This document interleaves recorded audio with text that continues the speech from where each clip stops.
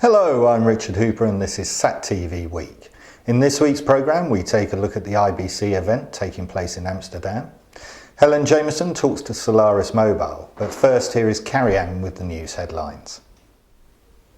Globecom Systems has been awarded an infrastructure contract from a US government agency valued at $2.3 million to provide Explorer C and KU band transportable terminals. The contract also includes a technology refresh of an existing customer gateway terminal, including RF electronics, Globecom's network management software product and associated engineering support services. Michael Plaudet, VP Government Programmes for the company, said that the contract illustrates the client's continued confidence in the Explorer family of transportable Earth stations to support their mission.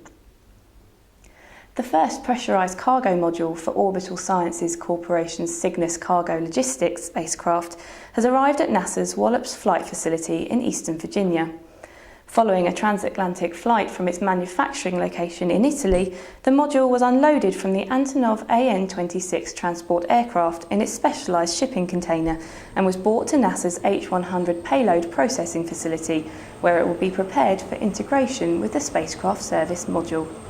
Together they will form the first operational Cygnus that will be launched to the ISS in 2012 to carry out a demonstration mission under the Commercial Orbital Transportation Services Research and Development Programme.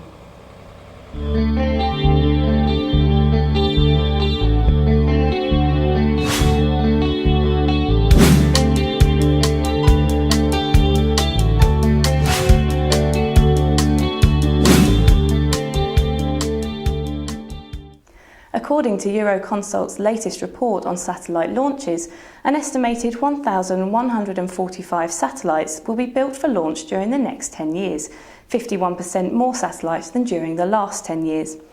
The just-released Satellites to be Built and Launched by 2020 World Market Survey states that the manufacture and launch of these satellites will be worth $196 billion worldwide, of which 70% can be attributed to government demand.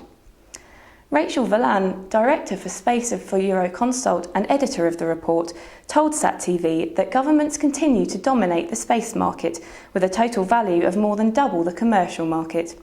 Government agencies from 50 countries will launch a total of 777 satellites in the decade ahead, though more than 80% of these satellites will come from the 6 major space powers. Thanks, Carrie. IBC is coming into view. Once again, the show will help the broadcast industry to track the very latest developments in mobile TV, 3D and HD, digital signage and research and development going on behind the scenes. As popular and as large as ever, 2011's IBC will play host to over 1,300 leading suppliers from across 250 product categories, more than 48,000 attendees from more than 140 countries. 13 themed halls will cover content creation, management and delivery. More importantly, the show, coupled with the IBC conferences, will help delegates to understand the future direction of the industry. In terms of satellite, the demand for all types of services is still on the up, especially in the broadcast and media sector, where the emergence of new compression technology is encouraging demand for more efficient broadcast solutions. The demand for news gathering and live broadcasts from all 4 corners of the world has created a huge market for satellite technology due to its flexibility and ease of use. Satellite operators are still experiencing huge demand for their capacity for DTH and HD TV purposes, especially in emerging markets. The satellite broadcast sector is alive and kicking and moving into new areas such as mobile TV. The IBC conference attracts the most significant speakers from across the industry, giving attendees the opportunity to engage and debate with some of the most innovative thinkers from the leading companies in the world. Hot topics for the conference change year by year, reflecting the evolution and direction of the industry, technology and business models that underpin it, providing in-depth coverage of subjects that really matter to the industry today. Now, earlier this week, Helen Jameson spoke to Solaris Mobile about their presence at IBC and started by asking them about their digital radio offering. Solaris Mobile is actually a network operator. We're building a hybrid network combining satellites and terrestrial wireless systems. So that's the business that we're in, and we're looking at a number of markets for which we think this network will be particularly well suited, and the digital radio market is one of them. Radio is currently dominated by analog transmission, and there's limited capacity, and there's limited range as well. So we think that there are new opportunities to increase the number of radio channels available to consumers, and also to give them the opportunity to listen to these services wherever they are within the European Union. So those are the basic USPs that we bring to the market. And we think it is a very strong opportunity for us. Thanks, Stephen. Can you tell us about the solution and what makes it so unique? Well, as I've said already, it's a managed network, a hybrid network combining satellites and terrestrial wireless systems.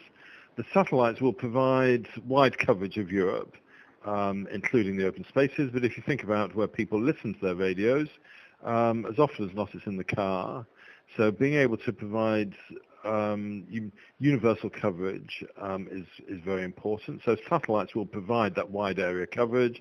But then for when people are in cities, and there are lots of people wanting different services, then you need a denser network, and the terrestrial wireless systems will complement the satellite to achieve that. So it's a combination of the two technologies that makes our solution particularly well suited to radio, and we think that we can offer distribution network options that are very, very cost competitive when compared with any of the other solutions that might be available in the future.